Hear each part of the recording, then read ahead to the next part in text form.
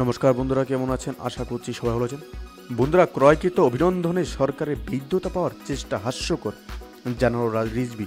এরকম কিন্তু একটা আপডেট কিন্তু আমাদের সামনে চলে এসেছে। অবশ্যই বিস্তারিত আলোচনা করবো। তার আগে আপনি যদি এই চ্যানেল নতুন হয়ে থাকেন তাহলে চ্যানেলটি সাবস্ক্রাইব করে আমাদের পাশে থাকুন, এবং এই ভিডিওটি যদি আপনাদের ভালো লেগে থাকে তাহলে ভিডিওটি অবশ্যই পরবর্তীতে আপনাদের মূল্যবান কমেন্ট কিন্তু আমাদের কমেন্ট বক্সে জানাতে বলবেন না। তাহলে চলুন বন্ধুরা, শুরু করা যাক।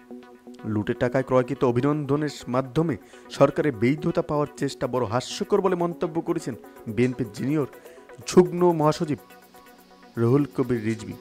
আজ রোববার সকালে রাজধানীর নয়াপল্টনে বিএনপির কেন্দ্রীয় কার্যালয়ে এক সংবাদ সম্মেলনে তিনি এ মন্তব্য করেন। রুহুল কবির রিজভী বলেন, দেশে জনগণকে উপেক্ষিত রেখে জনগণের প্রতিনিধিত্ব একনায়ক সরকার যে কোনো উপায়ে বিদেশি রাষ্ট্রের সমর্থন জোগাড় করতে ব্যস্ত। দেশে দেশে ধর্ণা দিয়ে কাকুতি মিনতি করছে। দামি ভোটে নকল সরকার হীনমন্যতায় ভুগছে। ধর্ণা দিয়ে অভিনন্দন বার্তা আনা দেশের জন্য সম্মানজনক নয়। লুটের টাকায় ক্রয়কৃত অভিনন্দনের মাধ্যমে প্রধানমন্ত্রী শেখ হাসিনা বৈধতা পাওয়ার চেষ্টা বড় হাস্যকর। রিজভী বলেন, বাংলাদেশে 18 কোটি মানুষ আওয়ামী লীগের এই একদলীয় পাতানো নির্বাচনকে স্বীকৃতি দেয়নি।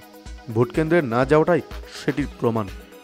আমরা আর মামুদের দামি নির্বাচনের মাধ্যমে গঠিত দ্বিতীয় বাকশাল সরকারের বৈধতা পাওয়ার প্রশ্নই আসে না। জনগণ এই নির্বাচন, এই অবৈধ সংসদ কখনো মেনে নেবেন। জনগণ আন্দোলনের মাধ্যমে এই দামি সরকারের পতন ঘটাবে।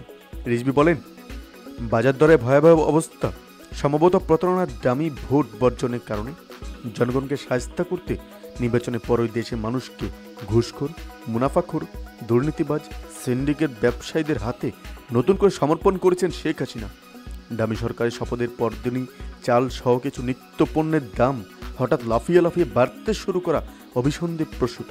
তিনি বলেন, ভরা মৌসুমে শীতকালের সবজির দাম বেড়ে দ্বিগুণ হয়েছে। প্রতিদিন কোনো না কোনো পণ্যের কৃত্রিম সংকট সৃষ্টি করা হচ্ছে সিন্ডিকেটের মাধ্যমে। সিন্ডিকেটের লোকেরা ভোট ডাকাতির নির্বাচনে সহযোগিতা করে এখন ফায়দা নিতেই চালের দাম বৃদ্ধি করছে। যাকে খাদ্যমন্ত্রী করা হয়েছে তিনি চাল মিলের মালিক। খাদ্যমন্ত্রী চাল সিন্ডিকেটের কাছে আত্মসমর্পণ করেছেন। রিজভী আরও বলেন, খাদ্যমন্ত্রী বলেছেন চাল দাম সর্বোচ্চ 6 টাকা পর্যন্ত বৃদ্ধি পেয়েছে। এই ভরা মৌসুমে চালের দাম বাড়ার কোনো কারণ নেই। এবার ধানের বাম্পার ফলন হয়েছে। 5 দিন আগে খাদ্যমন্ত্রী ব্যবসায়ীদের আলটিমেটাম দিয়েছেন 4 দিনের মধ্যে চালের দাম কমিয়ে আনতে, কিন্তু তিনি ব্যর্থ হয়েছেন।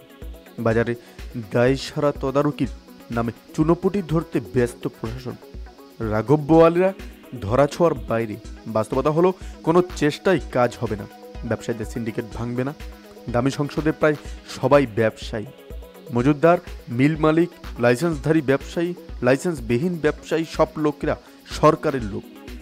সরকারের টুপ টু বটম সিন্ডিকেট করে দেশ লুটপুটে খাচ্ছে। জনগণ চরম অসহায়। তো বন্ধুরা, এই ছিল আমাদের একটা ছোট্ট আপডেট। অবশ্যই এই আপডেট সম্পর্কে আপনার কি মতামত এবং আপনার মূল্যবান কমেন্টটি আমাদের কমেন্ট বক্সে জানাতে বলবেন না। ধন্যবাদ। দেখা হচ্ছে পরবর্তী নতুন কোনো ভিডিওতে। ভালো থাকবেন, সুস্থ থাকবেন।